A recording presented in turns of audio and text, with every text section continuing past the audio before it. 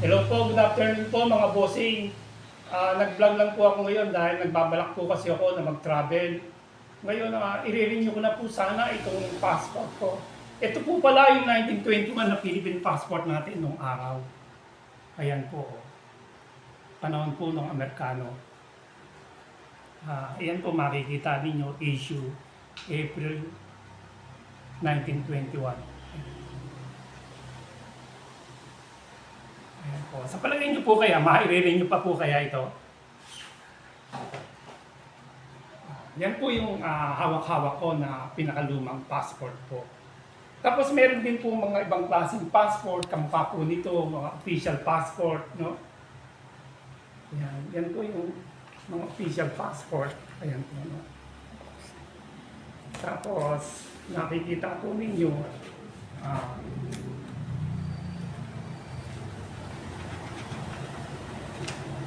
Anong year yan?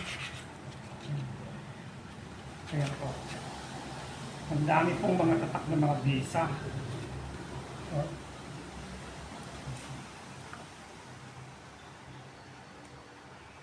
Tapos may mga, ito rin naman po yung mga naipon kong mga lumang plane ticket, no? Kasi ngayon po,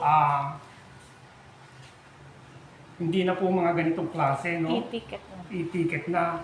Ito po yung lumang Philippine Airlines ko, no? Na ticket. Ayan po. No? Ayan. Lumang. Tapos meron din po akong lumang traveling bag ng Philippine Airlines. Ayan po. Ayan po. Tapos, ito nga rin po. Yung Cathay Pacific.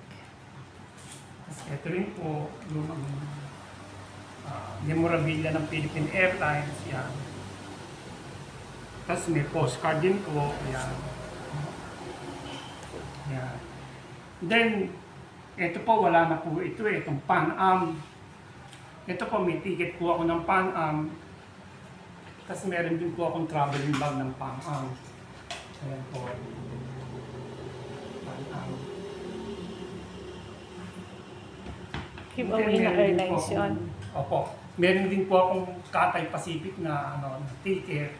Ayan po, no? Pacific. Meron din po akong traveling bag ng Cathay.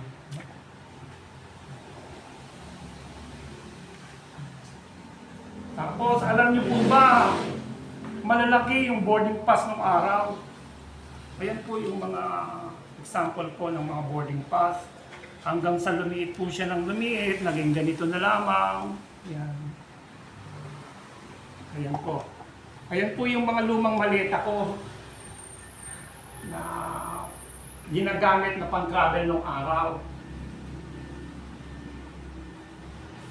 Sana po mga bossing na gustuhan niyo po sana itong i-share ko ngayong hapong ito.